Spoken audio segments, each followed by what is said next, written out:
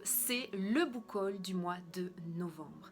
Ça fait un petit moment que je vous ai pas posté de book haul. Je crois que ma dernière vidéo, c'était un book haul de l'été.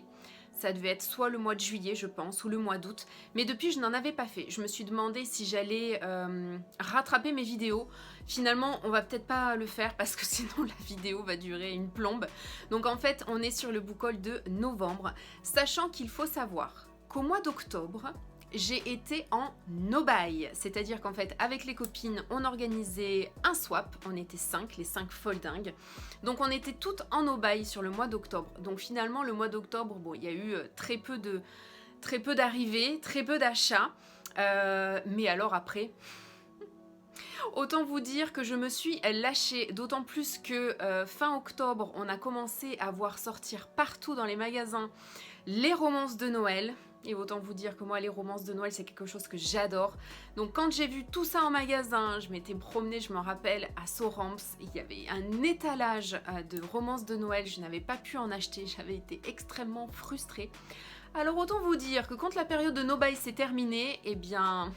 j'ai fait un petit craquage. Et effectivement, quand je vois la pile que j'ai à côté de moi, bon, bah il y a quand même pas mal de brochets, hein. Donc on va regarder ça ensemble. Et effectivement, si vous voulez aller voir notre swap, parce que bon, forcément cette période de no-buy, ça a quand même donné sur un super swap, un super échange entre copines. Je vous remettrai ici le lien pour que vous puissiez aller voir la mienne de vidéo. Et en barre d'infos, je vous mettrai les vidéos des copines. Donc effectivement, dans ce swap, il y avait aussi des arrivages de livres. Donc, j'ai mon petit bugeot. Voilà, hein. Donc autant vous dire qu'il y a matière à contenu dans cette vidéo. Donc on voit ça ensemble tout de suite, c'est parti. Alors on attaque ce book haul avec Gone Boy de Amy Hopper que j'ai reçu de la part des éditions Addictive en service presse. Bon, moi j'avoue avoir eu un petit crush quand même sur cette couverture, hein. Voilà, tout ça, c'est assez agréable à regarder. Amy Hopper, c'est une auteure que je ne connais pas.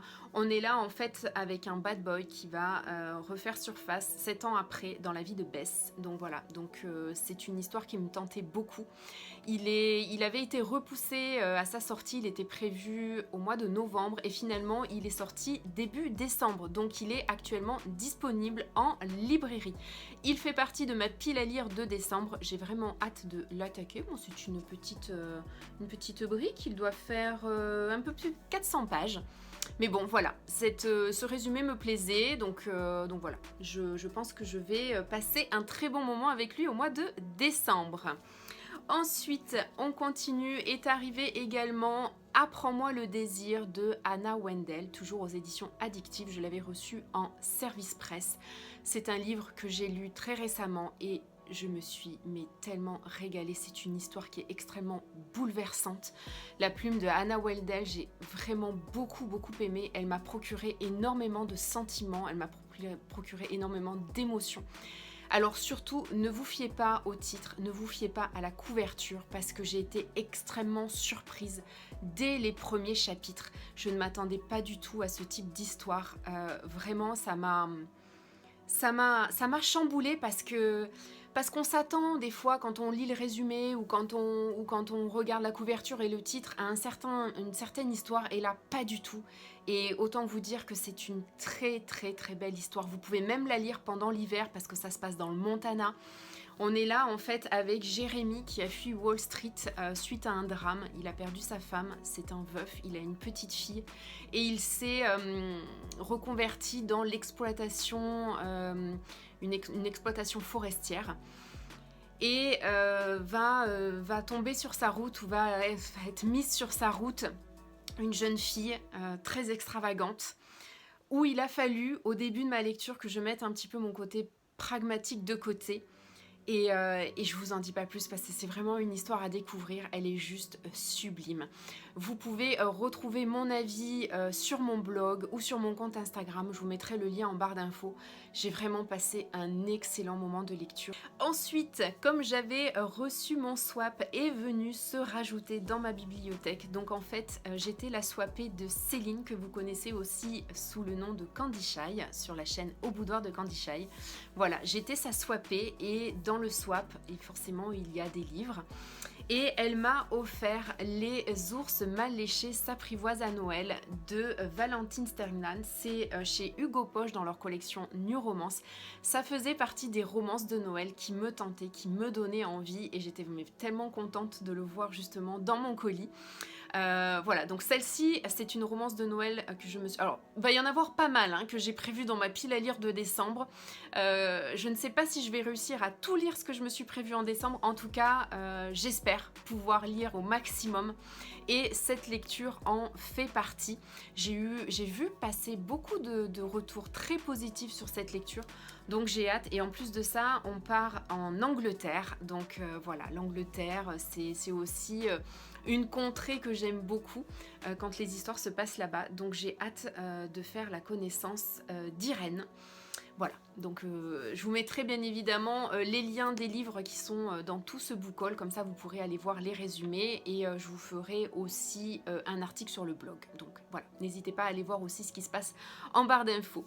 Ensuite, j'avais également dans ce swap, dans ce colis swap, forcément...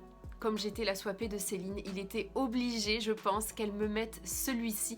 En même temps, il faisait partie de ma wishlist depuis le temps que j'en entends parler de cette saga avec Céline. Donc en fait, c'est Fragments d'éternité. Là, c'est le tome 1 qui s'appelle Paris. C'est de Séverine Mican et c'est chez Booksmart Éditions. On est là dans de la romance historique MM, donc masculin-masculin. Et voilà, il me tentait énormément. Céline a eu un énorme coup de cœur pour cette saga. Donc voilà, je me le suis pas prévu en décembre, je pense me le prévoir en janvier. C'est un tout petit livre, il fait un petit peu plus de 200 pages. Mais j'ai vraiment hâte de découvrir cette saga. En plus, voilà, une saga historique, parce que je me suis mis très récemment un petit peu à l'historique. Et en plus, là, dans une romance MM, donc voilà. Et puis, elle en parle avec tellement d'engouement, elle m'a tellement donné envie, je l'avais mis dans ma wishlist et je suis contente qu'elle me l'ait pris. Vraiment beaucoup, donc j'ai hâte de pouvoir l'attaquer.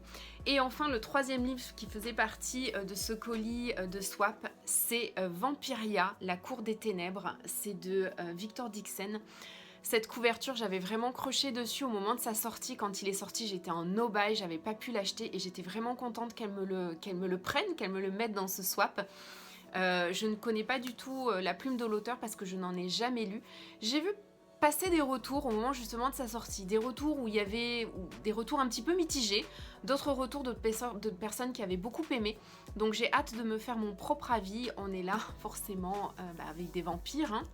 Et en plus de ça, quand vous voyez qu'il y a marqué « À la cour des ténèbres, le moindre faux pas se paye au prix du sang », voilà, ça me donnait bien envie. On est là en plus au moment dans la cour du roi soleil. Donc voilà, j'ai trop hâte aussi de pouvoir me le prévoir, je pense, en début d'année. Et cette couverture, elle est juste canonissime, vraiment. Donc celui-là, j'ai hâte aussi de me le programmer. Mais Céline ne s'est pas arrêtée là. Oui, parce que dans son colis, il y avait également un autre livre qui... Moi, je pense que je peux quand même vous le montrer en book haul parce que moi, personnellement, ça m'a fait extrêmement plaisir d'avoir ce genre de livre dans mon swap. Elle m'a mis un livre de pâtisserie, pardon. Donc là, en fait, c'est le grand livre du robot pâtissier. Sortez le tablier, allumez le robot pâtisser. C'est chez Larousse. Cet objet livre est juste magnifique. Voilà, je vous le montre. Et en fait, donc vous avez, donc en plus moi ça tombe bien, hein, j'ai un robot, j'ai un KitchenAid. Et en fait, vous avez par exemple, je vous montre. Voilà, il se compose comme ceci. Vous avez la recette avec les explicatifs, une jolie photo. Je trouve que l'objet livre est juste vraiment très très très beau. Voilà, vous voyez un petit peu, vous avez à la fois du sucré, vous avez du salé, vous avez des petits biscuits. Là, vous avez les cigarettes russes, les langues de chat. Franchement, je trouve cet objet livre juste mais tellement tellement beau. Et en plus moi, bon, si vous me suivez un petit peu, surtout sur Instagram, vous savez que j'aime beaucoup pâtisser. Ça fait partie vraiment de mes hobbies, j'adore ça. J'aime faire plaisir en faisant de la cuisine, en faisant de la pâtisserie pour mes amis, pour ma famille. Et j'avoue que j'ai déjà pioché justement dans ces recettes. C'est très accessible, il n'y a pas vraiment besoin d'être un grand pâtissier pour pouvoir faire ce genre de recettes. Donc franchement, j'étais tellement contente qu'elle m'offre ça. Et il est vraiment mais extrêmement joli. Donc je m'y attendais pas du tout. Et d'ailleurs, dans le swap, elle me dit qu'on ferait peut-être une recette ensemble quand elle viendrait à la maison. Donc bien évidemment, ce n'est pas tombé dans l'oreille d'une sourde. Céline, quand tu viendras à la maison, on fait une recette ensemble, ça c'est sûr. Ensuite, courant du mois d'octobre, justement pendant cette période de no-buy, j'avais participé à un concours de la maison d'édition Black Ink et j'avais remporté un lot. J'avais le droit à un bon d'achat de 10 € sur leur boutique et le problème qu'il y a, c'est que je ne pouvais pas vu que j'étais en no-buy. Donc dès que la période de no-buy s'est terminée, je suis allée sur le site de Black Ink. Bien évidemment, j'ai un petit peu zioté ce que je pouvais prendre. Il y avait tellement de choses. Moi, Black Ink, c'est une maison d'édition que j'aime beaucoup. Il y avait plein de titres qui me donnaient envie.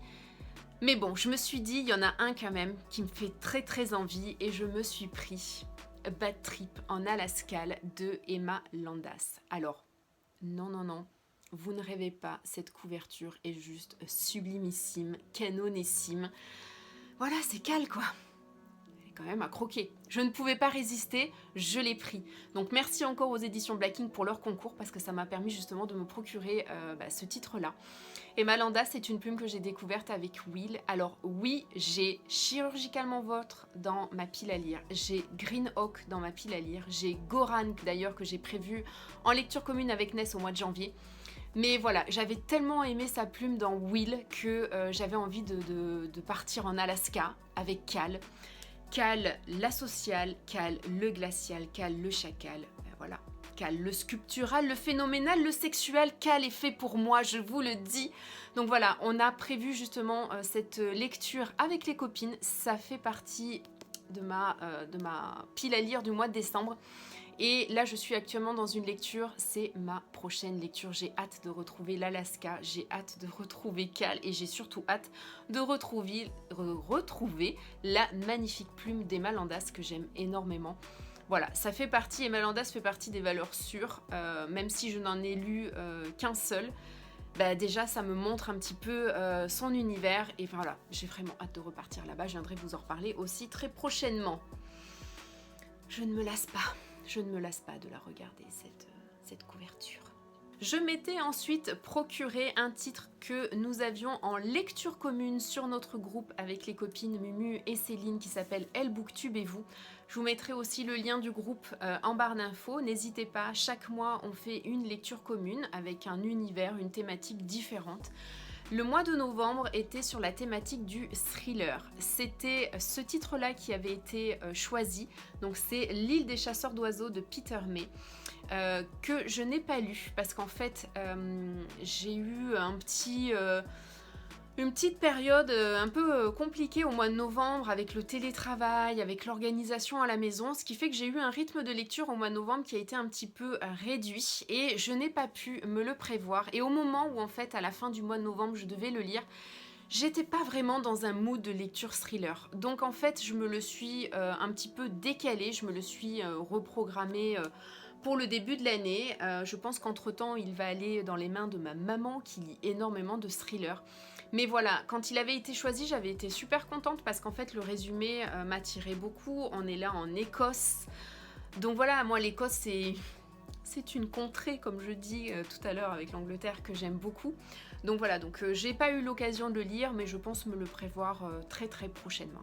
Et alors là maintenant on rentre dans la phase craquage romance de Noël, hein, voilà. Donc suite à mon no-buy, après je me suis un petit peu lâchée.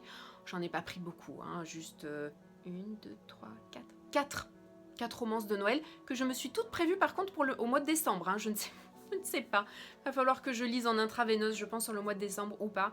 Mais bon, il y en a, c'est des toutes petites romances, donc voilà. Et dont une où je suis justement en train de la lire. Donc, on commence avec Love is in the Snow de Alfreda Henouilly.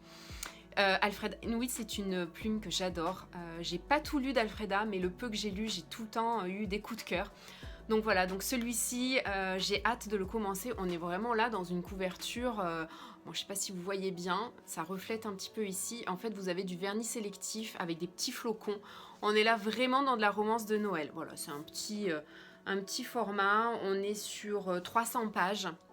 Donc j'ai vraiment hâte de me plonger dedans. J'ai vu déjà le retour de Kimi, ma copine Kimi sur Instagram, qui a adoré. Donc voilà, il paraît qu'on est quand même dans un schéma classique de romance de Noël. Donc voilà, elle pensait en avoir fini avec l'amour jusqu'à ce qu'il croise sa route. Celui-ci est quand même très très joli en termes de couverture. Ensuite, j'en m'en suis pris un que j'ai tout de suite croché sur le résumé, ça m'a donné super envie. On est là dans les romances d'hiver de chez les éditions Bookmarks. Ça s'appelle Petite annonce, téléfilm et toi de Fanny André. Il est tout rikiki, hein. Il doit faire même pas... il fait 139 pages. Mais ce que j'ai bien aimé, c'est qu'en fait, déjà on est là dans une romance MM. Et surtout, c'était assez rigolo parce qu'en fait, c'est quelqu'un qui cherche partenaire pour marathon de films de Noël, de Miracle sur la 34e rue à Love Actually. Venez passer 24 heures dans le monde des rom-coms à flocons. Je fournis des cookies, du chocolat chaud, mais tu peux amener des chamallows à mettre dedans. Marathon prévu pour le 23. Si ça t'intéresse, merci de répondre par PM.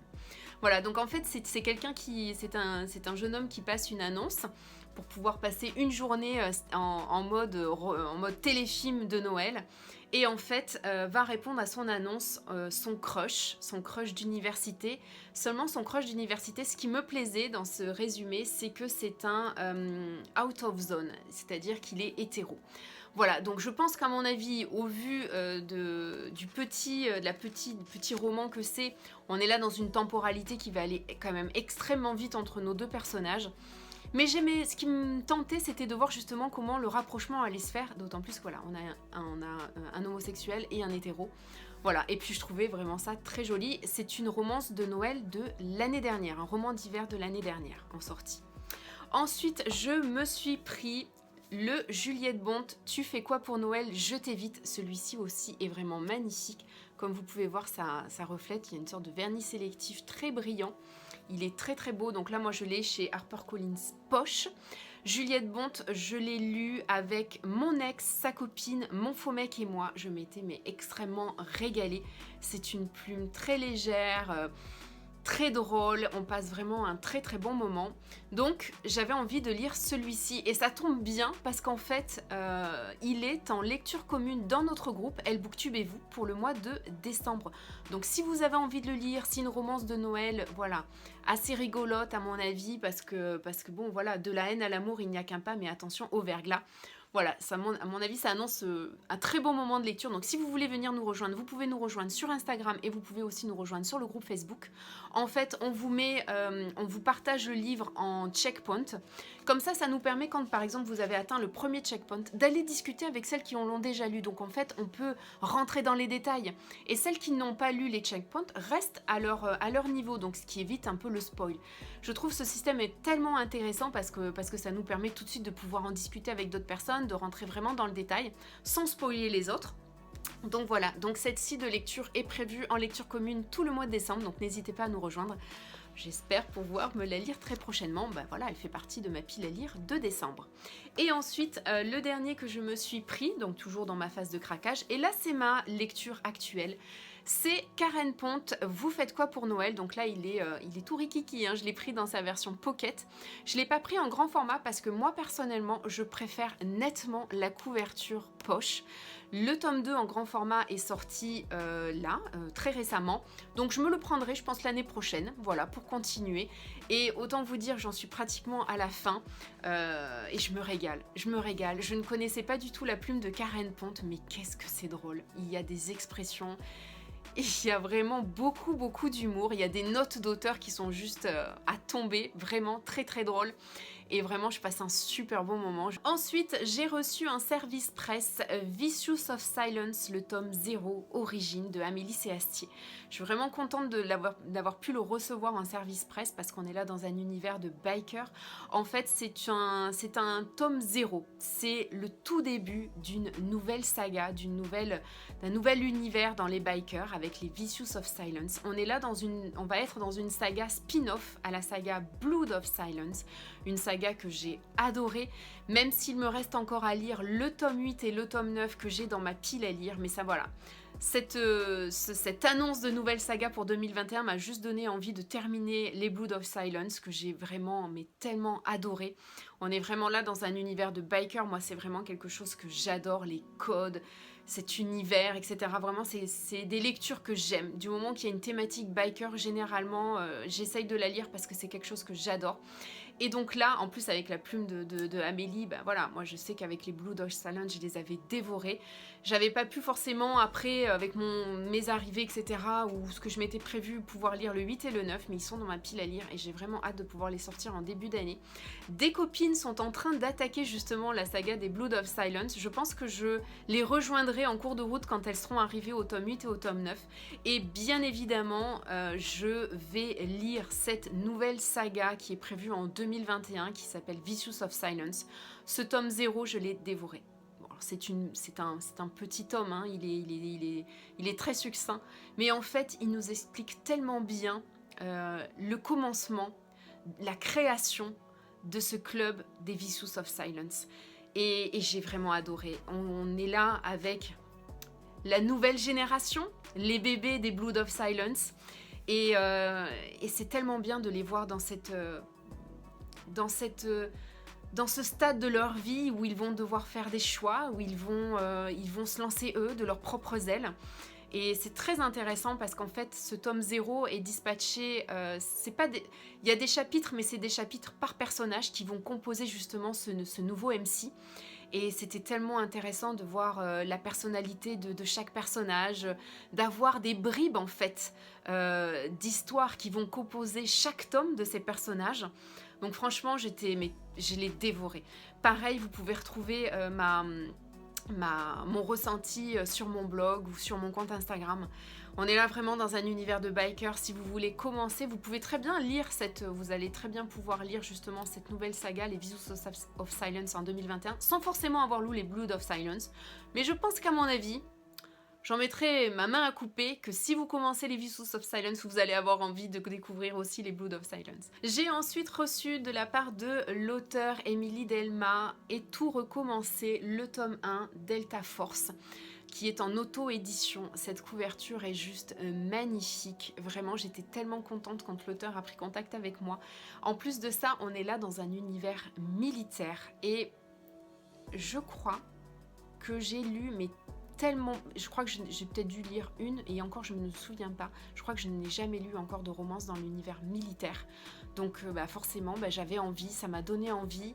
En plus de ça, voilà, le résumé est extrêmement joli. Fuir une nouvelle fois ou choisir de se reconstruire. Mila Davis a vu sa vie voler en éclats lorsque son petit ami l'a laissée gisante sur le sol, les os brisés. Alors elle s'enfuit à des milliers de kilomètres de chez elle sans jamais se retourner.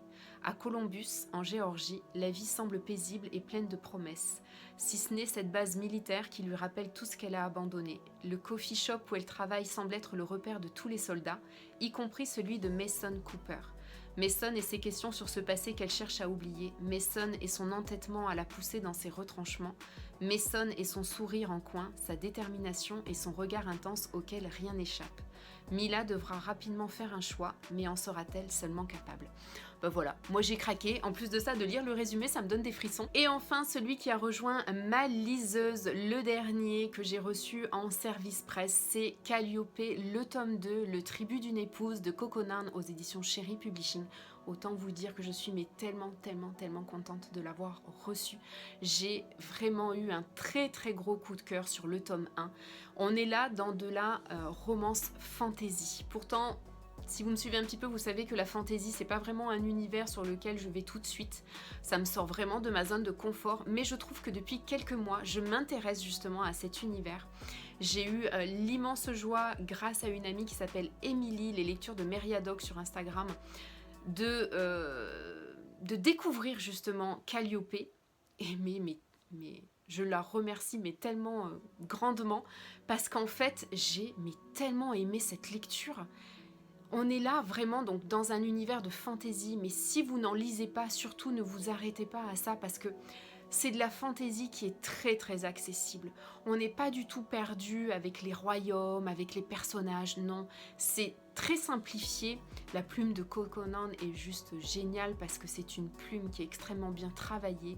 Elle est dans certains passages extrêmement poétiques et elle nous embarque, elle nous emporte justement dans son univers de fantaisie où la romance, je trouve, prend vraiment le pas sur la fantaisie.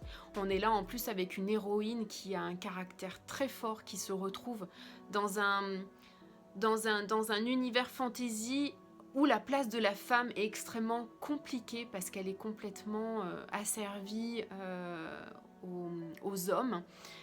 C'est très difficile d'avoir son libre arbitre, de vraiment exister en tant que femme avec ses convictions, avec ses choix, etc. Et Calliope, c'est une princesse qui va aller au-delà justement de ça, qui va se battre. C'est le combat d'une femme contre justement toute cette place de la femme qui est dans ces royaumes. Et vraiment, c'est une histoire que j'ai dévorée. Voilà, on vient de faire le tour de mon book haul pour ce mois de novembre. Peut-être que vous en avez en commun avec moi, peut-être que même vous en avez déjà lu, ou alors peut-être que je vous ai donné envie sur certains titres. En tout cas, n'hésitez pas. Venez tout me dire en commentaire, je me ferai vraiment un plaisir d'en discuter avec vous. Je pense qu'à mon avis, décembre va être pas mal quand même en termes de book haul. Je dis ça, je dis rien. Au moment où je tourne la vidéo, on est déjà... Bon, on n'est pas encore mi-décembre, mais il y en a déjà quand même pas mal qui sont revenus rejoindre ma bibliothèque. Donc, rendez-vous pour le prochain book haul. Et puis aussi peut-être pour la prochaine vidéo. En tout cas, en attendant, je vous souhaite de passer de très bons moments, de très belles fêtes. La situation actuelle fait qu'on a l'impression que ça va être peut-être plus compliqué à gérer ces fêtes. En tout cas, ce qu'il faut, c'est penser à soi, penser à sa santé. Donc vraiment, je vous envoie plein d'ondes positives pour ce mois de décembre, pour ces fêtes qui vont avoir un goût un petit peu différent de ce qu'on a l'habitude de faire en famille, avec des regroupements, etc. Donc voilà, donc je vous souhaite vraiment de passer de très belles fêtes, de très belles lectures. Et puis je vous dis à plus tard. Salut!